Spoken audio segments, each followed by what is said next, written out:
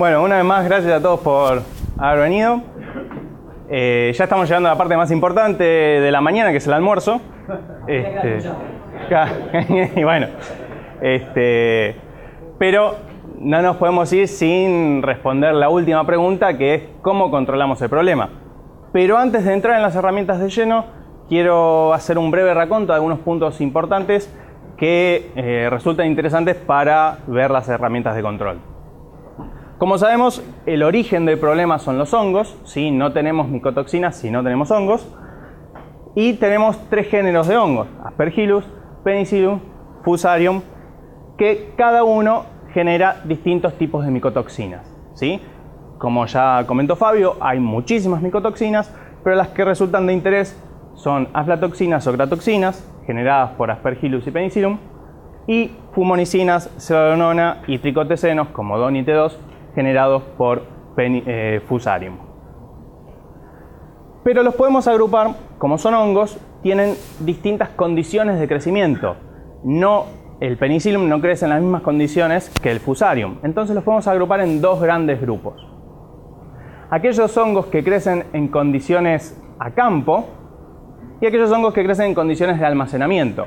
Y esto es, como bien explicó Fabio, por los requerimientos que tienen esos hongos. Algunos necesitan climas fríos y secos, otros más húmedos y calurosos, otros climas templados. Entonces los podemos dividir en los hongos de campo y los hongos de almacenamiento. Pero siempre que hay hongos tenemos micotoxinas. Sabemos que no.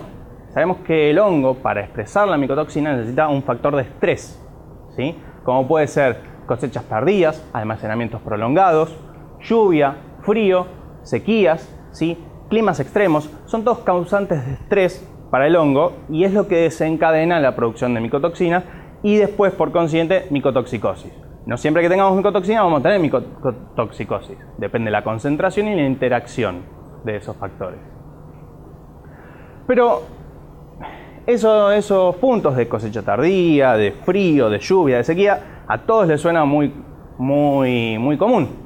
Bueno, la Bolsa de Comercio de Rosario informaba sobre la campaña 2017-2018 que el 44% de la región pampeana presentaba una condición de sequía que no se había visto en los últimos 50 años, ¿sí? Todos saben la sequía que atravesamos durante finales de años y principios de este año. En lo que es cosecha, informaba que para lo que es maíz, el 42% de los cereales estaba en condición de sequía, el 44% en una condición regular y solo el 12% en una condición adecuada. Y en lo que es la soja, el 56% estaba en una condición mala, el 27% en una condición regular y de vuelta solo el 12% en condiciones normales. Si analizamos las lluvias, que todos ustedes están al tanto, vemos que lo que fue noviembre, diciembre, enero, febrero, marzo, ahí apuntó un poquito, pero tuvimos sequía, una sequía muy importante. Pero como si esto no fuese poco, en 2 meses se llovió lo que no había llovido en todos esos 4 meses anteriores, ¿sí? Entonces, bajo estas condiciones, es obvio que vamos a tener micotoxina. Es obvio que no vamos a poder escapar de eso. Entonces, volviendo a la clasificación de los hongos, podemos considerar que las micotoxinas de campo van a ser las fumonicinas, la pseudomonas, DON y T2, o sea, los tricotecenos. Y en lo que es almacenamiento, vamos a tener aflatoxina y ocratoxina. Ahora bien, acá venimos con la primera herramienta de control que tenemos. La primera herramienta de control que podemos tener para eliminar este factor son las buenas prácticas de almacenamiento. Si nosotros tenemos buenas prácticas de almacenamiento, vemos el grano antes de almacenarlo, la humedad que tiene al almacenarlo, utilizamos fungicidas, utilizamos acidificantes, ¿sí? O asimismo, si reducimos el tiempo de almacenamiento, que es un poco lo que está pasando, no vamos a tener estos problemas, ¿sí? Entonces esta es una herramienta que hace que, a lo que hoy en día les comento Fabio, que la mayor incidencia se está dando en fumonicina y DON, porque hoy las herramientas que tenemos acá son muy efectivas y están evitando que aflatoxina y ocratoxina tengan una incidencia mayor. Entonces hoy en día la incidencia está en este grupo.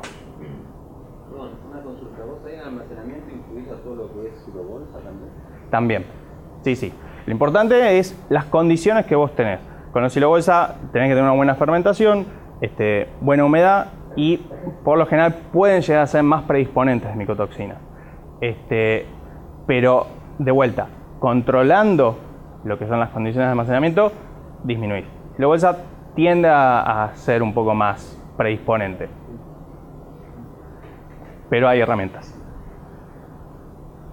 Pero bueno, dejando de lado la parte de manejo, ¿qué herramientas tenemos a nivel de campo? ¿Sí? A nivel que podemos llegar a utilizar nosotros. Y lo podemos dividir en tres grupos. Los protectores, los adsorbentes y los inactivadores enzimáticos.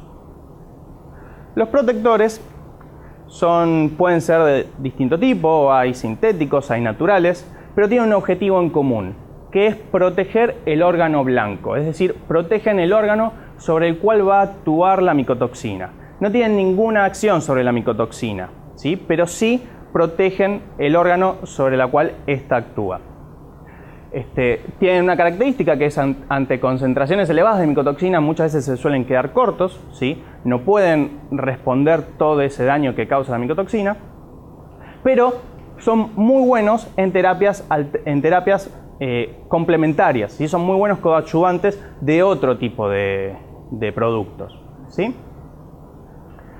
Por citar uno que nos ocupa a nosotros, tenemos el Dieptarine. Sí, muchos de ustedes lo conocen en su presentación premix y en su presentación líquida, ¿sí?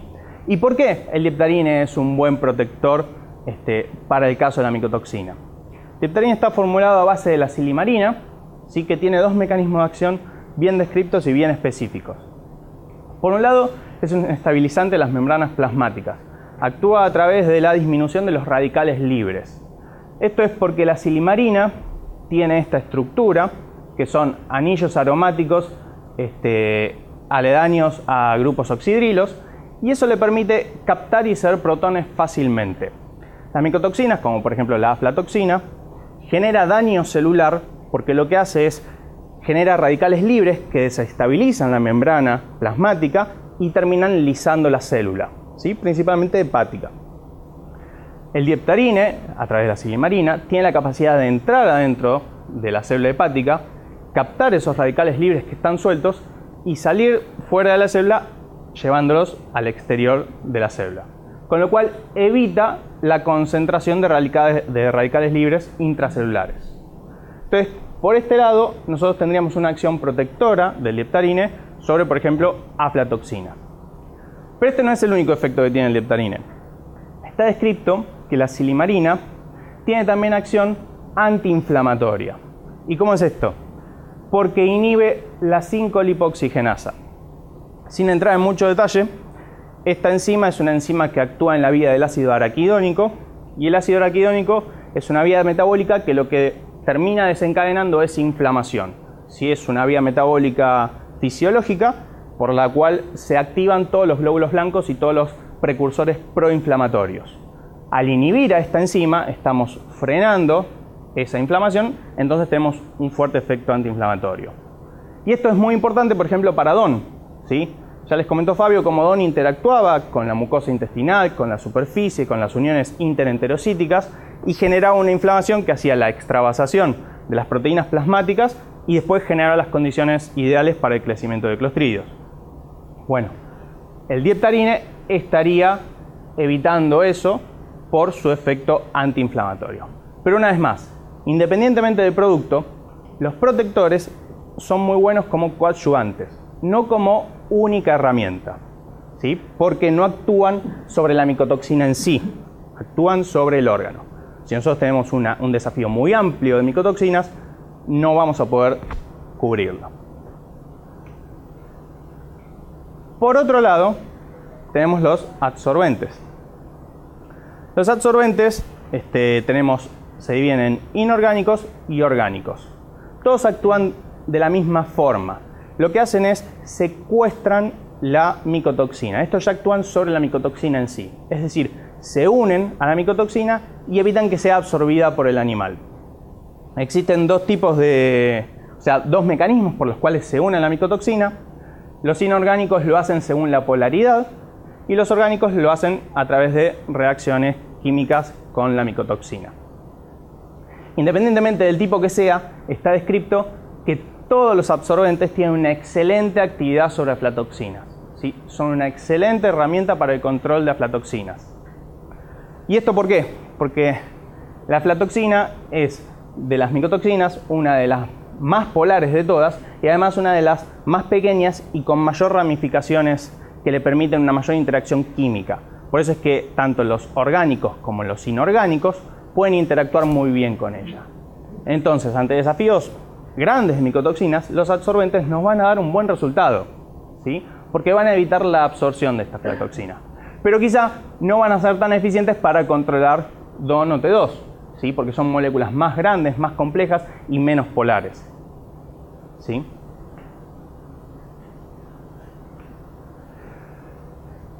Por último, tenemos los inactivadores enzimáticos. Los inactivadores enzimáticos son enzimas. Las enzimas son compuestos proteicos que catalizan una reacción. Catalizan la reacción del producto A al producto B. ¿Qué hacen? Favorecen que esta reacción se produzca, que en condiciones naturales no se produciría, o aceleran el tiempo de producción. Las enzimas presentes en determinados microorganismos son capaces de catalizar una reacción que destruya la micotoxina. Es decir, hay enzimas que pueden captar una micotoxina y romperla en un producto o menos tóxico o directamente sin toxicidad. Esto no es algo nuevo. Los primeros papers de inactivación enzimática de micotoxinas son del año 1966. ¿Sí? En ese momento no se sabía bien que esta inactivación era a través de una enzima, pero se sabía que era a través de un microorganismo. ¿Sí? Obviamente el microorganismo era el que estaba aportando la enzima en cuestión. En este caso era un microorganismo ruminal. Entonces, desde entonces que se conoce mucho este proceso. El problema es qué enzima utilizamos, de qué microorganismo lo utilizamos y para qué especie lo utilizamos. No es lo mismo utilizar una especie diseñada para un rumiante en un ave y viceversa, ¿sí?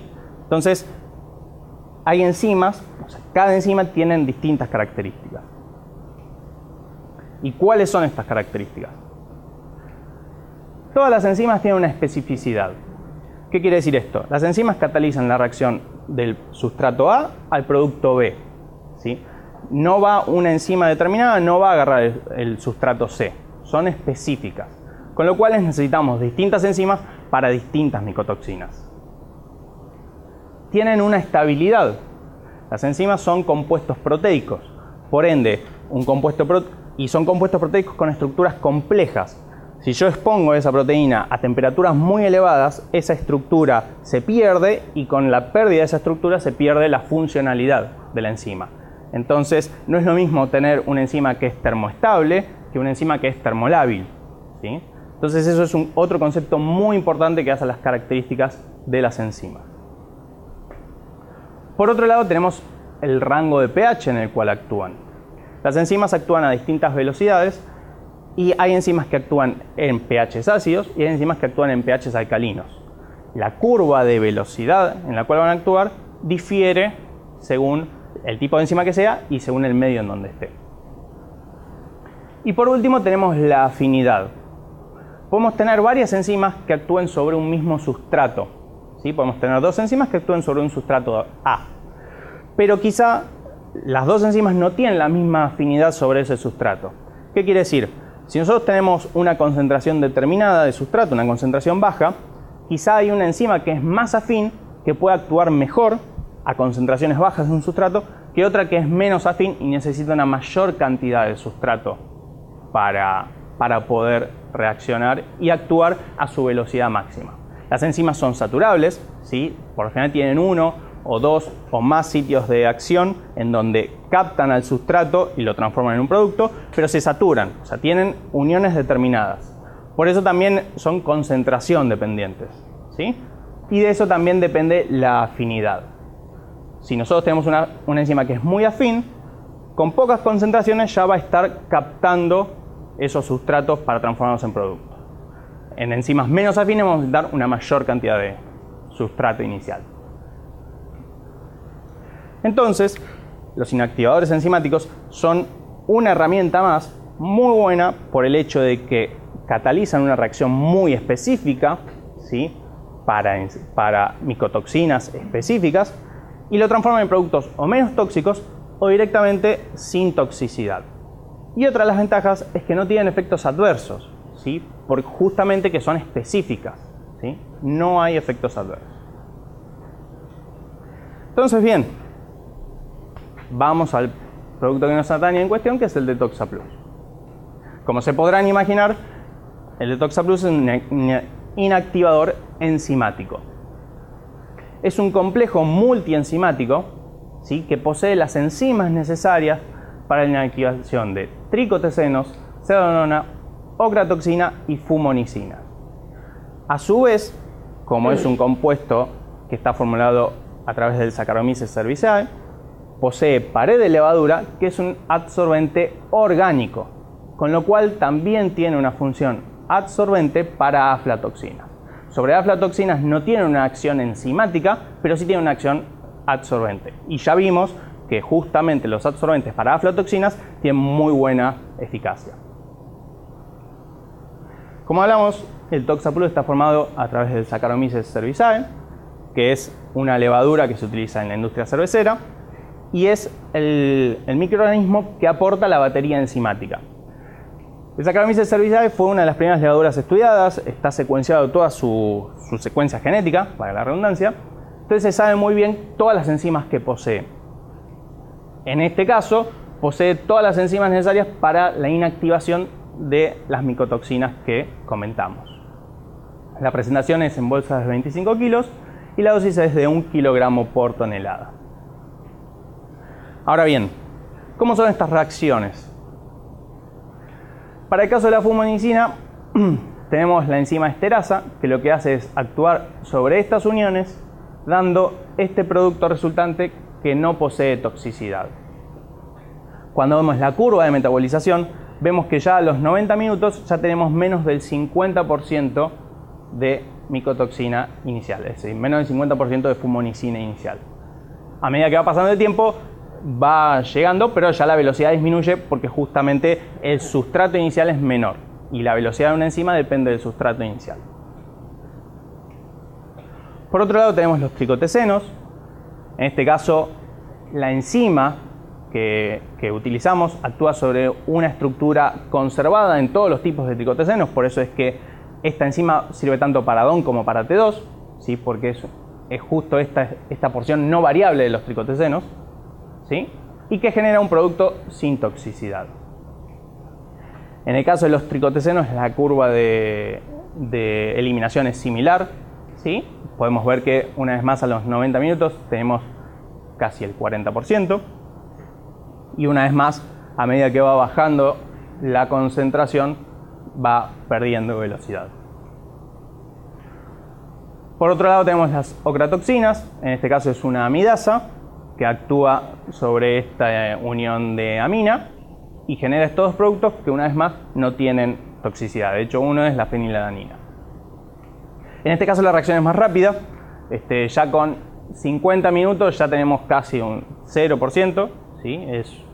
Tiene mucha mayor afinidad y es una enzima mucho más rápida, entonces con menos tiempo podemos eliminar la mayor cantidad de ocratoxina. Y por último, la celadonona actúa la lactonasa sobre este enlace, desdoblándolo y produciendo este metabolito sin toxicidad. A su vez, como habíamos hablado, la pared de levadura utilizada para la producción de enzimas del Saccharomyces cerevisiae tiene una acción adsorbente. La adsorción es del 96%, pero tenemos una desorción del 10%, es decir, del 96% que secuestra hay un 10% que lo pierde. Entonces la eficacia final es un 86%, ¿sí? Que es una buena eficacia para aflatoxina. En este caso es un adsorbente orgánico porque es pared de levadura. Pero bien, como dijimos, tenemos distintas características de las enzimas que tenemos que ver. Hasta ahora vimos lo que es la afinidad. Con respecto a la estabilidad, las enzimas del Saccharomyces cerevisiae son termoestables en temperaturas cercanas a los 90 grados. ya mayor temperatura, ya pierden un poco de actividad porque pierden la conformación cuaternaria. Pero hasta los 90 grados tenemos una actividad del 90-100%. ¿Sí? Son enzimas termoestables. Por otro lado, con respecto al rango de acción del pH, son enzimas seleccionadas para un rango específico de pH. ¿Sí? En este caso podemos ver cómo el rango de mayor actividad es entre 2 y 4, ¿sí? Es decir, un rango ácido. ¿Pero por qué importa el pH? ¿Por qué es importante este rango de acción? Imagínense si estudiamos en un rumiante en donde el mayor tiempo de contacto de las enzimas y las micotoxinas se da en el rumen, ¿sí? Y en el rumen sabemos que tenemos un pH alcalino, entre 5,5 y 6,5. Bueno, estaríamos en este cuadro, ¿sí? En donde la actividad enzimática de estas enzimas en cuestión no es la mejor. No es mala, pero no es adecuada, estamos en el 50%. ¿Sí? Con lo cual, estas enzimas no serían adecuadas si yo las quisiese utilizar, por ejemplo, en un rumiante. Pero en el caso de los monogástricos la situación es muy distinta, porque no tenemos el rumen como ese espacio inicial y tenemos directamente el proventrículo, la molleja, en donde son ambientes muy ácidos. ¿Sí? En este caso, el tiempo de permanencia en el proventrículo y molleja es aproximadamente de 40%, con un pH de 2,5 a 3,5, un pH bien ácido. Entonces, estamos en esta situación, ¿sí? Tenemos que aproximadamente entre el buche y el proventrículo tenemos un 50% del tiempo de permanencia del alimento en el tracto gastrointestinal, en condiciones en donde la enzima está en su mayor velocidad de acción, ¿sí? Y eso es muy importante, ya que la inactivación de micotoxinas, ¿sí?, se da antes de la llegada al intestino de las mismas. Es decir, a través de estas enzimas que actúan en ese rango de pH específico, nosotros podemos inactivar las micotoxinas antes de que lleguen al intestino y sean absorbidas por el animal. Por eso es que este producto se seleccionó con esta levadura específica y estas enzimas específicas, porque fue diseñado para monogástricos. ¿Sí? Es un producto diseñado para monogástricos. Por eso comentábamos que no es lo mismo utilizar cualquier enzima para cualquier especie y para cualquier micotoxina. Hay una especificidad. Entonces, para concluir, DetoxaPlus es una herramienta más para el control de las micotoxinas. Es clave ya que es específica, ¿sí? Es una herramienta con una tecnología avanzada que es para situaciones puntuales y micotoxinas puntuales. Y lo importante es que la inactivación, como fue diseñada para monogástricos, se da antes de la absorción de las micotoxinas a través de la pared intestinal. Independientemente del producto, sepan que cualquiera sea la herramienta que ustedes utilicen, la tienen que utilizar para una problemática puntual. Hay herramientas muy buenas, pero tienen que ser utilizadas para la problemática para las cuales fueron diseñadas. En este caso, DetoxaPlus es una herramienta bastante amplia con una acción muy específica y muy tecnológica.